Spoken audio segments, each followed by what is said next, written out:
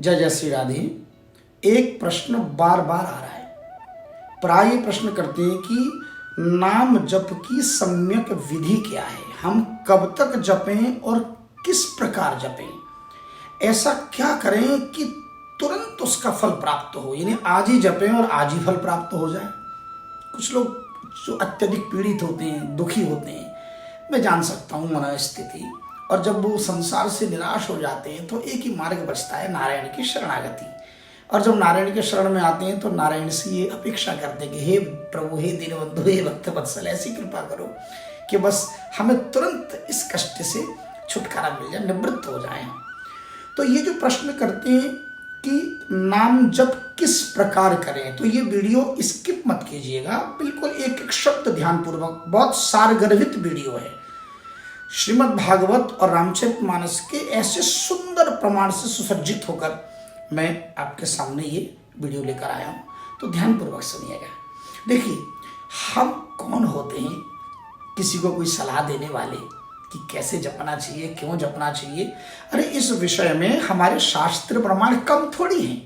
हमारे भागवत, रामचरितमानस, भगवत गीता, इनमें अनेक अनेक ऐसे प्रमाण है। भक्तमाला में अनेक ऐसे भक्तों ने ढेर सारे प्रमाण दिए, उन्हीं में से कुछ प्रमाण मैं आपके समक्ष प्रस्तुत कर रहा हूं। सबसे पहले तो वीर बजरंगबली हनुमान जी से बड़ा सार्थक प्रमाण, जो आजकल की जो नौजवान पीढ़ी है वो मंगलवार और शनिवार को हनुमान जी की पूजा करते हैं, लड्डू चढ़ाते हैं और बल बुद्धि और विवेक के लिए उनसे कामना करते हैं। तो प्राय उनको लगता है कि संकट मोचक हैं हनुमान जी।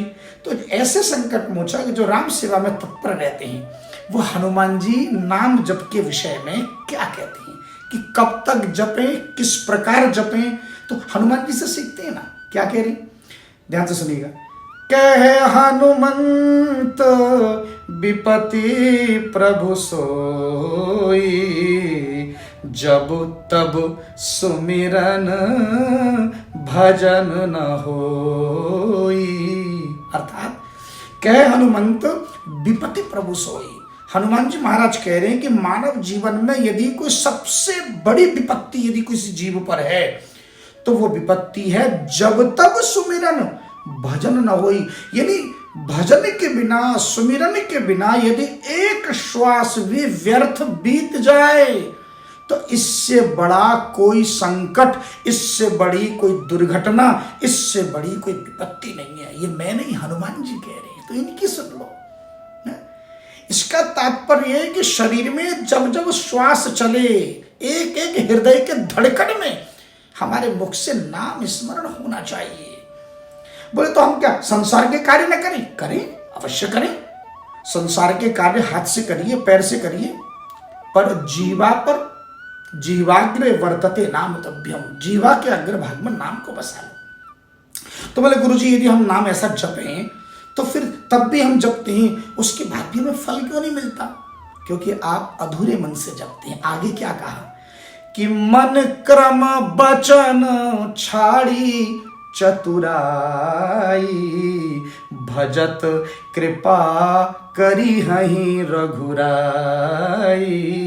ये मन, क्रम और वचन से यदि हम छाड़ी चतुराई, ये भीतर जो चालाकी भरी पड़ी है ना, ये मन से सोचते कुछ और हैं, मुंह से बोलते कुछ और हैं और हाथों से कर्म कुछ और करते हैं, ये जो चालाकी भीतर पड़ी है, जब तक ये चतुराई नहीं छूटेगी, जब तक जीवन में सरलता न आए, तब तक नाम जप का क्या फल मिलेगा? भजत कृपा करी यही रघुराई, राम जी कृपा तब करते जो हृदय से सरल हो।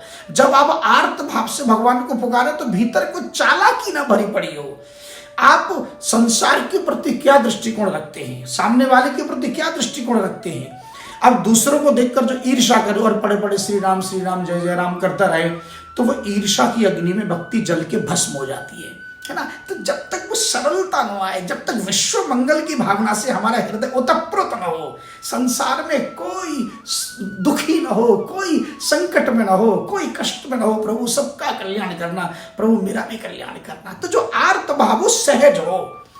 दूसरी बात, एक कंडीशन और भी लागू है कि आप जो नाम जप रहे हैं, उस नाम के प्रति आपका भाव कैसा है।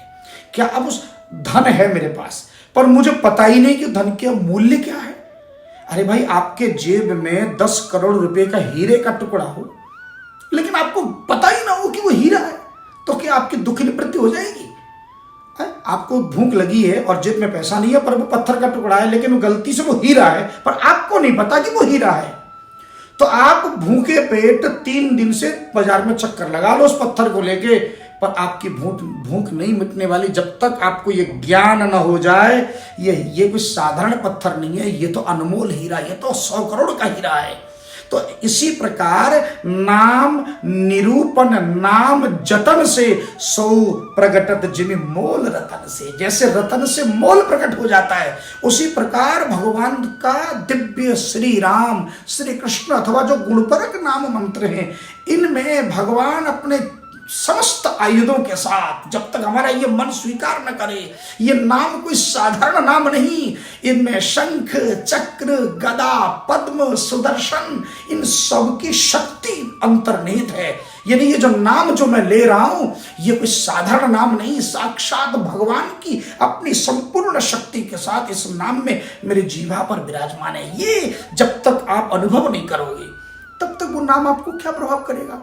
नाम जप का पुण्य तो मिलेगा, पर जो अभिष्ट की प्राप्ति हो, उसके लिए आपको जब तक इस प्रकार का पूर्ण विश्वास का भाव न हो। ध्रुव जी क्या कह रहे भगवान से कि अपेव मर्ज भगवान परिपाति दीनान बाश्रेव वत्सकम अनुग्रह कातरोस्मान। कातर होकर जो दीन भाव से, जिस प्रकार एक बाघ से अपने बछड़े को बचाने के लिए गौ माता झपट पड़ती है, उसी प्रकार यदि कोई भक्त दीन भाव से है, क्या कह रहे हैं कि भगवान परिपात दीनान, जो परिपात हो जाए, शरणागत हो जाए। दीन वचन सुनी प्रभु मन भावा, भुज विशाल गही हृदय लगावा। भगवान को दीन वचन अच्छे लगे, जो दीनता से पुकारे, जो आर्त भाव से भाव विह्वल होकर पुकारे। प्रचेतागण क्या कह रहे? इसी चतुर्दश स्कंद में प्रचेता कह रहे कि नमो नमः क्लेश विनाशनाय मनो वचो वेग पुरोजवाय। नमो नमः क्लेश, यानी संसार के सारे क्लेश हरण करने वाले आपका वेग, मनोवचो वेग पुरोजवाय। क्या कह रहे हैं कि प्रभु भक्तों का दुख दूर करने के लिए आपका जो वेग है, आपकी जो गति है, वो मनोवचो वेग, यानी मन की गति और वाणी की गति से भी करोड़ों गुना अधिक है। आप तत्पर हो जाते हो। तो भगवान का तो संकल्प है अपने भक्तों का दुख दूर करने का, पर आप उस भाव से बुलाते नहीं और पूछते कब तक होंगे।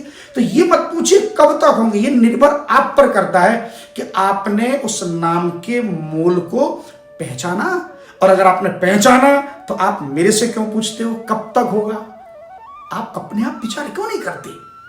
भाई मेरे से क्यों पूछ रहे हो? हनुमान जी पर भरोसा करते नहीं हो, ध्रुव पर, भक्त प्रहलाद पर, प्रचेताओं पर भरोसा नहीं करते हो, है? अब किस प्रकार जपें?